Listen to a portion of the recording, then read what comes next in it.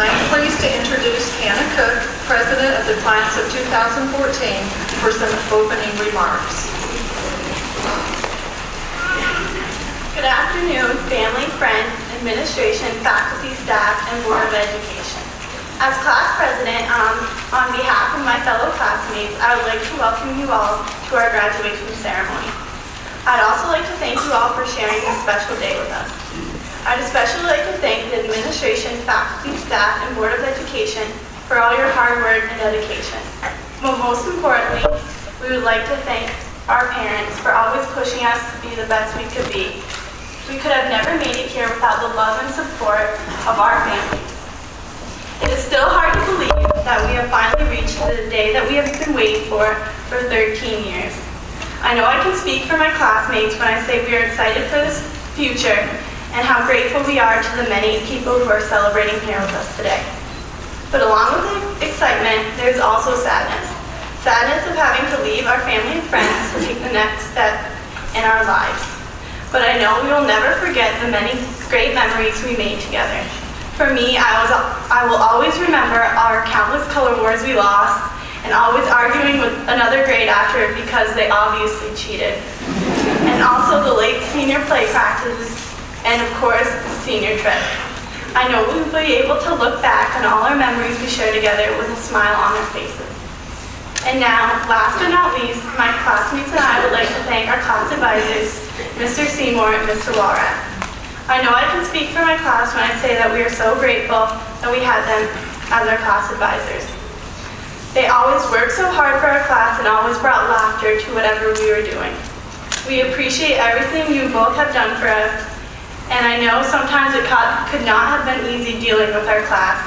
So thank you very much. It is my pleasure to introduce our class advisors, Mr. Seymour and Mr. Walrath. Would you both please come to the stage?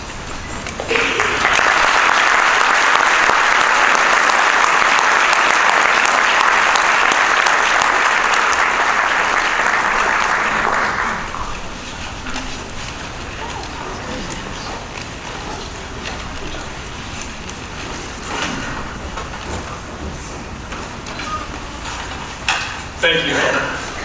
I pulled the old seniority trump card on Mr. Seymour to do this address, but we'll see him again in just a few minutes when he's going to give out some awards. We want to thank the senior class for being such a good bunch of young adults. It was really an easy job to advise them because they usually did what they were asked to.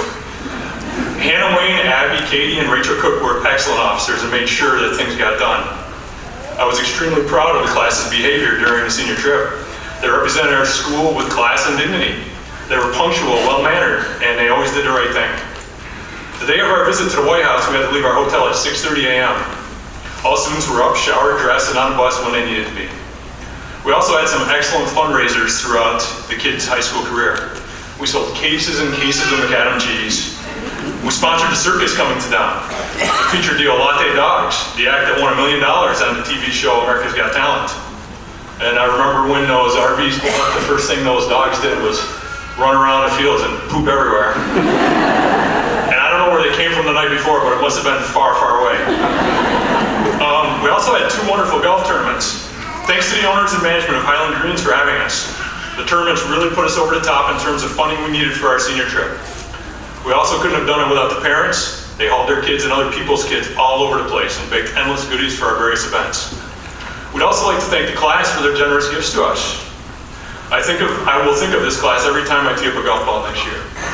Unfortunately, I also think of them every time I drop one in the pond or I'll cook one into the hayfield. While I have a captive audience, I want to talk about a couple of special people in this school and tell the graduates what I've learned from them. I'm not really that smart, but I've learned many things in life by just sitting around and observing. As many of you know, we're losing Mrs. Karen Johnson to retirement today after 34 years of service to our school. Boy, that's a long time. I was thinking about Karen while I was mowing my lawn yesterday. It almost made my head explode when I tried to figure out how many students she must have taught during her career. I'll bet that almost half the people in this auditorium had Mrs. Johnson for a teacher at one time or another. When I first met Karen, I could not believe how happy she was every day. Her smile has always been infectious, and it makes those around her smile too. I'll never forget her telling me on more than one occasion, "I love this school and coming to work every day. We are so fortunate to be working in this building. The lesson I learned and wish to pass along to the graduates is that you need to find something you love to do every day. It isn't work if you love doing it. Keep searching until you find something you're passionate about. Thank you, Karen, for helping me see that life is what we make of it. And I'm extremely happy we'll continue to see you regularly as a substitute teacher for years to come.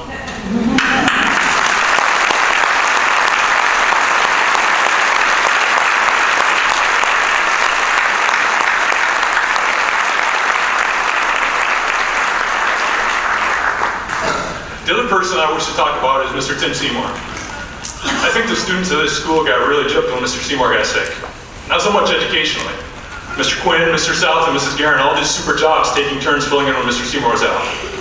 Mr. Brown, Mr. Lang, and I also greatly enjoyed Miss Bueller's stay with us, especially her lack of card playing prowess. I guess what we were all deprived of was Mr. Seymour's attitude, his presence, and the sense of peacefulness that he exudes. I greatly enjoyed Mr. Seymour's adages. One is, living the dream. Another one is spring break, and yet a third is the ever popular, I do what I want. One of our graduates tried that one out on her father back in 8th grade with disastrous effects. However, the biggest thing I learned from Mr. Seymour that I wish to pass along to the graduates is that attitude is everything. No matter how bleak things appear, you need to keep being confident that things will be okay.